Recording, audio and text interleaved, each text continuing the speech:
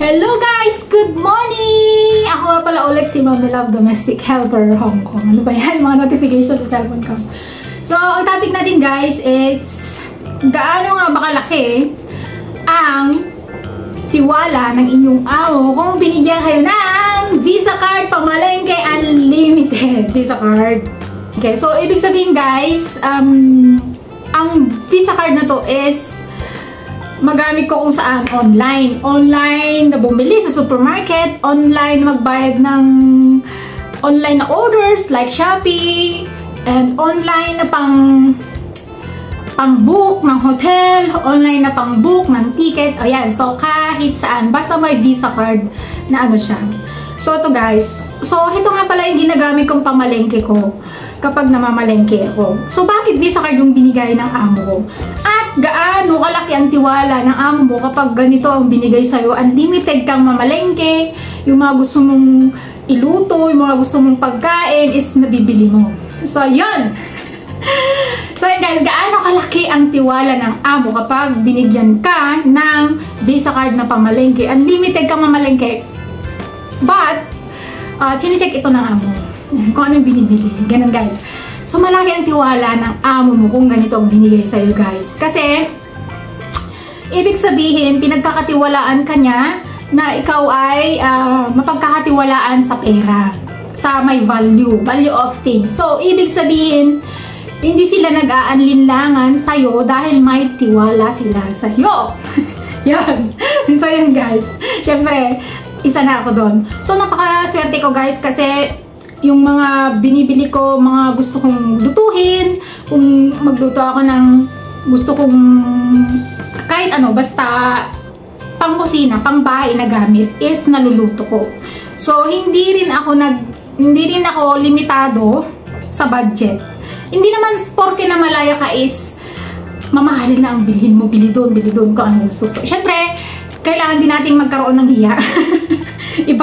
I-budget din natin guys. So ako guys, pag bumibili ako is sa Fusion, sa marketplace, dyan, marapit ng mga supermarket is yung mga sale ang binibili ko, kinukuha ko. Although, unlimited ako mamalengke is ayokong abusuhin yung nandito sa Visa card na mamahalin. Pero yung iba, yung mga amo ko kasi minsan magastos sila and siguro nakita ng amo ko kasi nga, dating Visa card na yung ginagamit ko last few years, but limited po. Yung kinakargahan siya, may limit lang siya. 2,000 ganyan na ang kinakarga niya. Kapag naubos is kakargahan ulit. So, medyo nagkakaproblema ako doon. Kasi minsan pagdating sa cashier, wala palang laman. So, ngayon is, nagulat ako. Nung na-expire yung Visa card na yun is, binigyan niya ako ng ganito na. Yung unlimited na siya. Unlimited ko nang magamit. So, wala na siyang exemption. Wala na siyang limit. So, kahit na ano yung bilhin ko, yung presyo is, ayan. Pero ang pamalengke ko lang guys, hindi dapat ako, para sa akin guys ha, hindi ko dapat aabutin ng 400 Hong Kong dollars per transaction. Kasi gusto ko rin makatipid yung madam ko, ayoko din abusuhin. So, yun guys, napakalaki ang tiwala ng amo kapag ganito ang binigay sa inyo na pamalengke ninyo. So, wag nyo sisirain ang tiwala. Wag nyo ibibili ng cosmetics. Wag nyo ibibili ng Shein. Wag nyo ibabayad sa utang. So, yan guys. So, yan. Super lucky ko kasi yung iba, alam nyo sa totoo lang is nag-aabono pa sila. Abonado sila. Like yung kakilala ko dyan na puti rin yung amo is nakwento niya sa akin na minsan hindi para magbigay yung amo niya ng pamalengke, wala na siyang iluto. Tapos maghahanap sila ng pagkain na masarap. Yun, nag-aabono siya talaga. Minsan nahihiya pa yung helper na humingi na ng pamalengke, ganyan. Kasi nga syempre, anong tawag nito? Lalo na yung kung yung amo mo is sisimangutin. Mahiya ka talagang, dati noon is cash talaga yung binibigay na pamalengke ko. Mahiya akong humingi ng pamalengke kasi wala nang ganito. Kasi iniisip ko, baka magtaka siya, bakit ang bilis, bakit ganyan, wala nang ganito, di ba? Yung may mga amo tayo na, oh, ba't binigyan kita ng ganito, ba't wala na ganyan. Kasi iisipin natin, mahiya tayo. So, kapag binigyan ka ng ganito guys, is pahalagahan mo. Minsan nga nadadala ko pa to sa Pilipinas. Pero hindi ko talaga ginagalaw guys. Hindi ko to binabayad, hindi ko to pinang sa shopping. No, pwede mong i-shopping to, but hindi ito para sa sarili mo, para lang sa trabaho yan. So, kapag binigyan ka ng ganito, is napakalaki ang tiwala ng amo mo. So, yun lang guys ang masasabi ko. Bigyan ng, anong tawag doon? Bigyan mo ng halaga. Yan, be honest. And ilang taon na nga ba ako dito guys? Mag 9 years na ako sa kanila sa October. So, yun lang ang masasabi ko. Kapag binigyan ka ng ganito, is napakaswerte mo. Ikaw ay pinagkakatiwalaan talaga nila. Malaki ang tiwala nila sa'yo. And then guys is, wala po sila. And nasa Ireland po sila. Na nagbakasyon sila. So, yay!